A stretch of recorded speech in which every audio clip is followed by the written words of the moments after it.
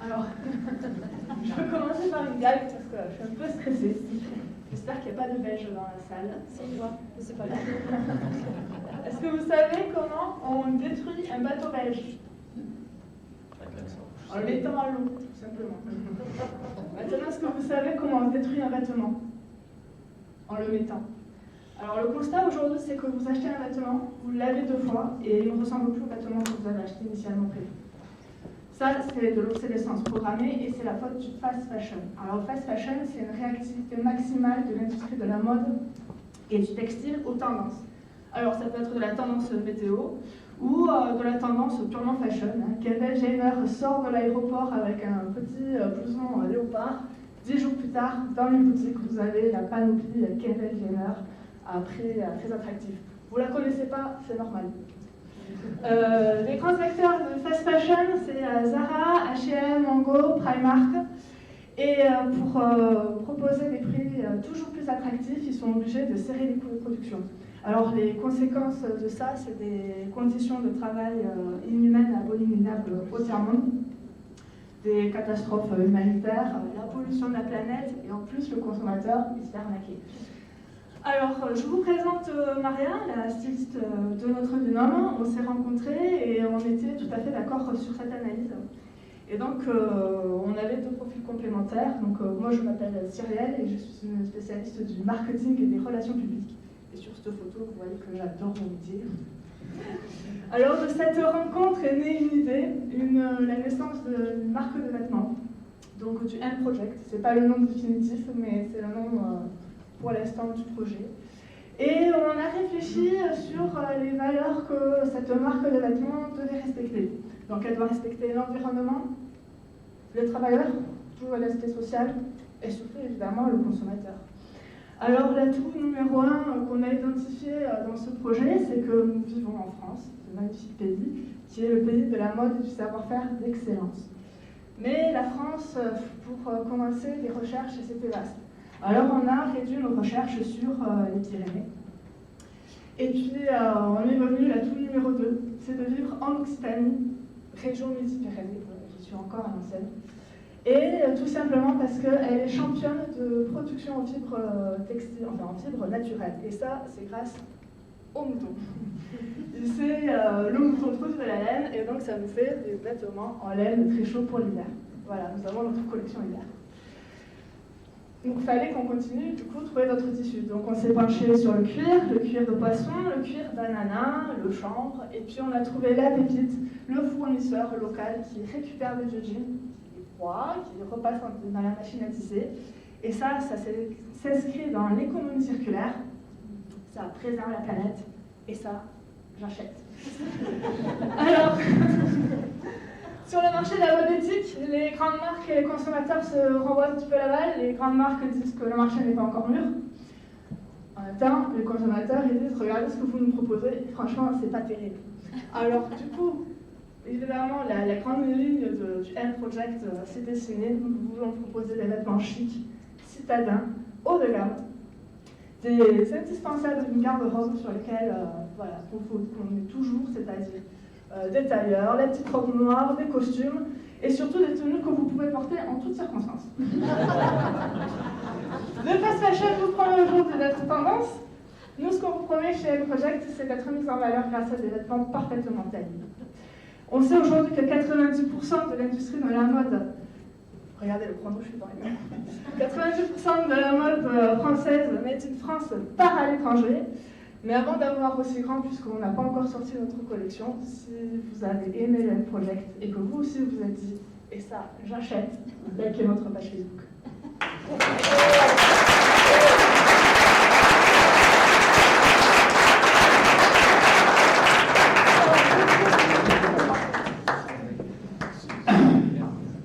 Bon, pour quelqu'un qui était stressé, je pense que c'était pas mal du tout. La présentation, tout compris, la dynamique, à la fois de la dynamique et de la com sur le produit, super, le positionnement, super. J'avais une deuxième question, c'est est-ce que vous faites pour hommes aussi? Donc, pour moi, ça me va très bien, je regarde ce que j'avais noté aussi.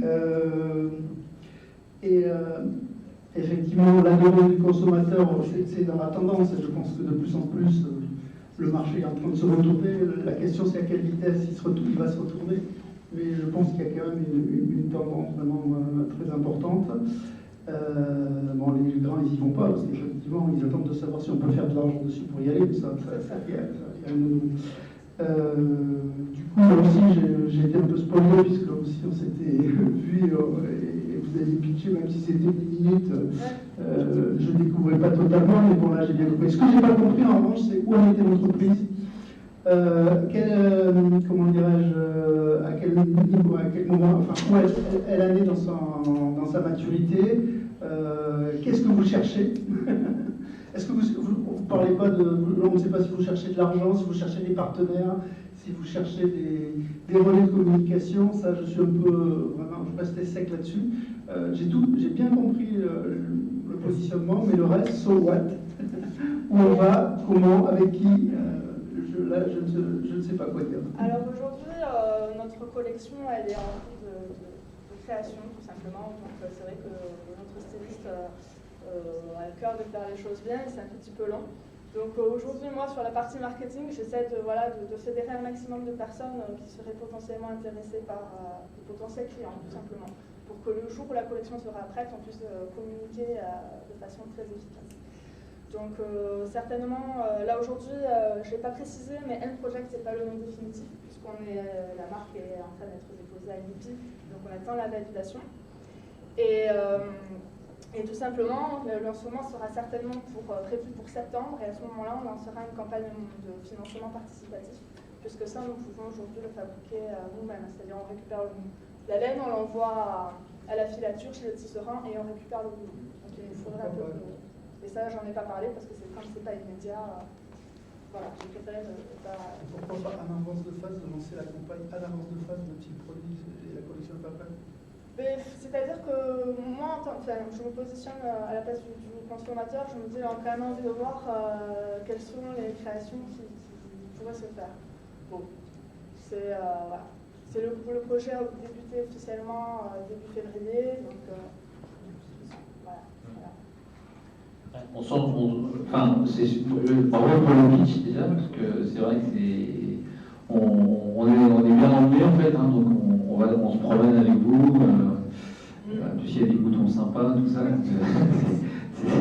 il y a des clins d'œil chouettes. Donc le pitch est très bien. Après, effectivement, on sent qu'il y a encore un petit peu de maturité. Là, vous avez lancé... On peut voir vos produits sur Internet déjà, vous avez déjà lancé des catalogues, oui, sur vous. Vous avez le premier prototype sur moi. D'accord. C'est le tout premier qui est sorti de l'atelier tout à l'heure en urgence, on voit encore les traces de craie. L'atelier est en France, hein, l'atelier dans la région. Exactement, oui, c'est ça. entre Tarbes et la mer. D'accord, d'accord, il y a les boutons qui sont ici, et l'atelier aussi, donc tout est... Haute-Pyrénées, tout au plus un peu, en Haute-Garonne, mais c'est des étrangers. Très bien, bon, effectivement, après, il faut imaginer le reste, quoi. Le marché, mais bon, je pense que ce sera les prochaines étapes, quoi. C'est ça. Bon, il n'y a pas grand-chose à ajouter. Pareil, vraiment pour le pitch. En plus, c'est bien, il y a des filles quand même qui pitchent ce soir, c'est bien, parce que voilà, il y a besoin. Et bravo, parce que vous en avez vraiment bien, effectivement, et puis il y a plein de mots, enfin, on est vraiment embarqués. D'ailleurs, j'ai pas pris de notes, parce que on était un peu sous C'était pas de charge un peu. Oui, puis on a peur de rater une blague, alors, surtout sur les Belges, alors. Non, je suis que d'origine, comme ça. Oui, effectivement, moi j'aurais peut-être bien aimé avoir un peu plus de renseignements sur ce que vous avez projeté au niveau financier quand même, sur comment vous les distribuez. On aurait bien aimé avoir peut-être un peu plus de renseignements là-dessus. Est-ce que vous allez ouvrir vos boutiques? Est-ce que vous allez distribuer dans des boutiques? Lesquelles? Est-ce que vous avez quand même toute cette chaîne de valeur éthique? Donc jusqu'où vous allez dans cette éthique-là? Et voilà, ça aurait été bien, réseau de distribution et projection financière quand même, parce que vous n'êtes pas les seuls sur le marché. Après, on a bien compris, et je suis d'accord avec ce que vous avez dit, il y a peu aujourd'hui de marques qui sont positionnées sur ce positionnement éthique. Et puis la photo est marrante, parce que c'est vrai que quand on veut acheter le titre, voilà, on est obligé d'être bas, mais c'est pas forcément ce qu'on a envie d'avoir comme style. Donc je trouve ça très intéressant. Et donc on a envie aussi de savoir ce dont vous avez besoin, parce que on pourrait avoir envie de vous aider. Effectivement, une campagne de crowdfunding, ce serait pas mal, etc. Voilà. Facebook, ouais, tout à fait. Voilà. C'est vrai que ça rappelle un peu le début des marchés bio, en fait. Les premiers marchés bio, c'était vraiment plutôt, je me souviens, au parc floral, là, c'était pour les babacools, quoi, on va dire. Et alors qu'aujourd'hui, c'est plus du tout ça, c'est complètement, alors ça c'est même un peu trop professionnalisé, mais voilà, c'est vrai que... Si je peux rebondir, par exemple, on a été un projet qui a été repéré par la French Tech, et c'est vrai que donc au début on voulait faire une gamme exclusivement féminine, et c'est vrai qu'on s'est rendu compte qu'il y avait plein d'acteurs économiques qui sont pour le Made in France, et bon, ils n'ont pas de quoi s'habiller Made in France, quoi. Et donc du coup, à ce moment-là, on s'est dit, mais peut-être qu'il faudrait aussi développer le côté homme de la collection. Je ne connaissais pas le concept de fast fashion. Alors, si vous lisez beaucoup Biba, Non. très bien. Mais du coup, c'est vrai qu'il faudrait que vous ayez une légérie de la mode française. Exactement. Qui pourrait porter le vêtement et qui pourrait faire la promotion. Je vais interpeller sur Twitter. Exactement, pourquoi pas, on ne sait jamais, on n'est pas à l'abri d'un coup de chance. C'est vrai. Après, j'avais peut-être juste une remarque, c'est que ici, il y a pas loin d'ici, il y a une entreprise qui s'appelle Lolaire, évidemment vous connaissez, qui fait des bérets, Oui, c'est ça. avec une filière laine qui est peut-être pas, enfin en tout cas à ma connaissance, elle n'est pas ici, cette filière laine. Et il y a peut-être quelque chose, une ouverture peut-être à faire en travaillant ensemble sur une filière locale qui pourrait être vraiment très intéressante, parce que c'est pas la peine de faire venir la laine d'Australie alors qu'il y a des moutons ici et des bergers qui jettent de la laine. Exactement. Alors il faut savoir qu'aujourd'hui, le mouton pyrénéen, il a 80% de mérinos dans ses gènes. Voilà. Ça, on l'oublie. Alors on va chercher toujours le mérinos en Australie, alors que, bon, à 20% près, il y a les mêmes... il faut aller voir les bérets et leur dire. C'est ça. Vous connaissez, il y a une autre société qui fait des chaussettes en laine des Pyrénées parce qu'ils se sont rendus compte que la laine, comme elle était pleine de paille en général quand on tondait, elle partait à la déchetterie. Ouais. C'est ça, oui. Vous la connaissez, cette société? Alors, c'est une asso en fait. Altela. Alta, voilà. On connaît tous les acteurs sur les Hautes-Pyrénées. On a voulu tous les contacter pour échanger des expériences. Est-ce qu'il y a des questions ou des remarques? Oui. J'ai une question à vous poser, je voudrais que vous le preniez bien. Moi, je suis un inventeur, j'ai inventé un produit et je galère depuis 2 ans. Et vous, de votre côté, vous allez fabriquer quelque chose, mais il y a peut-être des gens qui ont déposé des brevets et ils vont attendre que vous grandissiez un petit peu pour après vous torpiller. Est-ce que juridiquement, vous avez le droit de fabriquer quelque chose qui ressemble un petit peu à l'autre vêtement et qu'une grosse société va vous attaquer? Vous voyez? Alors c'est pour ça que la collection est difficile à sortir. Puisque justement, le but c'est de faire des vêtements qui soient à la fois indispensables et à la fois non copiables. Donc Maria, mon associée, je ne l'ai pas mentionné parce qu'il fallait faire un choix dans le pitch pour que ce soit percutant. Elle a travaillé dans des ateliers haute couture, donc Dior, Chanel, Alexander McQueen, que ce soit à Florence ou à Paris. Donc elle connaît bien tout ce volet-là, tout cet aspect-là de création. Donc effectivement, sur ce côté-là, mon binôme, qui n'est pas là aujourd'hui, qui m'a lâchement abandonné,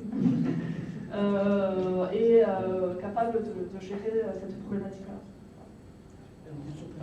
Bravo. Oui. Une autre remarque, une autre question?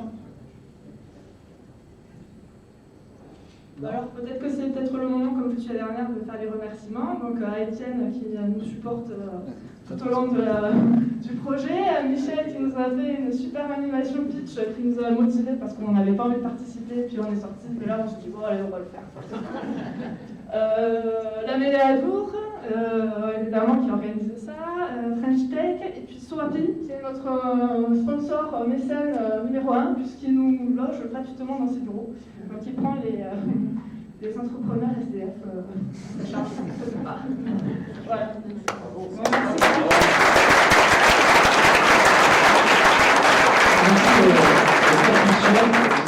À qui j'ai demandé de revenir en fait ici, puisque j'ai oublié de le préciser, mais il y a un prix en fait ce soir. La Mêlée à Dour offre 1 an d'accès au Fab Lab qu'ils sont en train de mettre en place, que j'ai visité tout à l'heure. Il y a des imprimantes 3D, il va y avoir des découpeuses laser, il va y avoir des scanners 3D, enfin, plein de trucs avec 3D et voilà. Donc, où sont les 3 autres pitchers? Et en fait, voilà, pour le pitch qui a été le plus clair, le plus percutant, je vais vous demander de faire un maximum de bruit. Et à la fin, donc, la start-up qui aura eu le plus d'applaudissements aura accès à 1 an. C'est bien ça, je ne me trompe pas? Oui. Voilà. Donc on commence à gauche. Donc pour M-Project.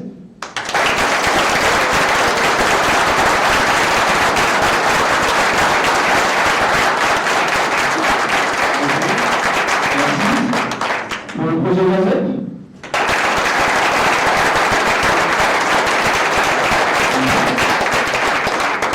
Pour le projet Malco.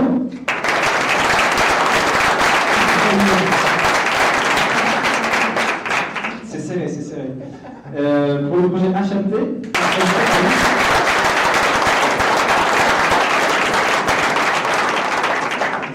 Ah, c'est très serré.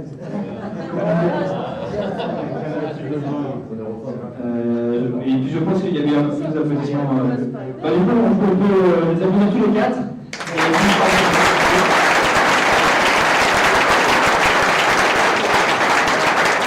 Et je avec la Méladour. Très bien. Et tu as l'air de les connaître, donc ça ne devrait pas poser de problème. Merci encore à vous. J'aimerais qu'on applaudisse les 3 experts d'avoir joué le jeu.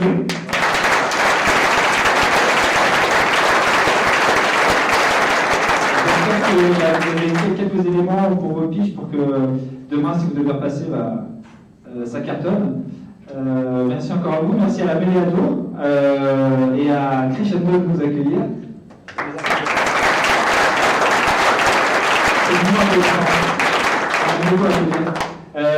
Et puis merci à vous d'être venus si nombreux, d'avoir posé des questions. Je sais que c'est vraiment pas évident de poser des questions comme ça à des inconnus et de dire ce qu'on a sur le cœur. Donc bravo à vous. Demain on va à Carcassonne. Donc vous pouvez nous aider avec un petit coup de pouce sur Twitter, Facebook ou autre. On prendra bien. Donc là on va aller dans le hall, prendre un petit apéro, poser les questions qu'on n'a pas pu poser. Et si vous pouvez participer à une petite cagnotte, merci d'avance. Et quelqu'un veut parler? Ouais, est-ce que vous pouvez juste là à côté de la Merci à Pitchmiller pour l'initiative.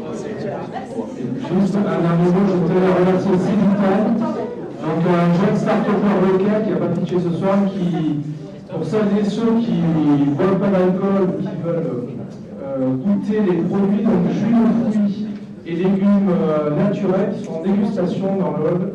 Et je tiens à le remercier donc à Méladour de venir nous les faire déguster gracieusement. Merci à tous et à tous.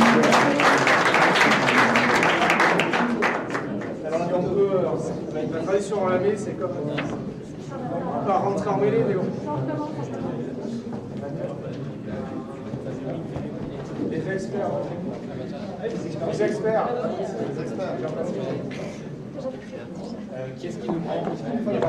Voilà, pareil. Nickel. Ça va jamais rentrer là. On va se serrer. Oula. On va serrer. Serré. Voilà, c'est parfait.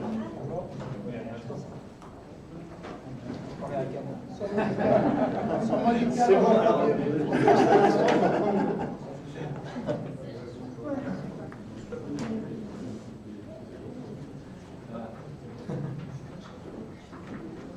Pas entrer trop longtemps. C'est bon. Tout rouge sur la photo. Merci. Remarque à nous faire. Est-ce que tu as des remarques sur le film? Non, bien. Ça Fabrice, très bien. J'ai pas été trop long. C'était toi qui étais avant le lycée. Mais non, c'était cool. Enfin, après, c'est avec. On est dans l'échange et on est là pour Mais non, top. Voilà.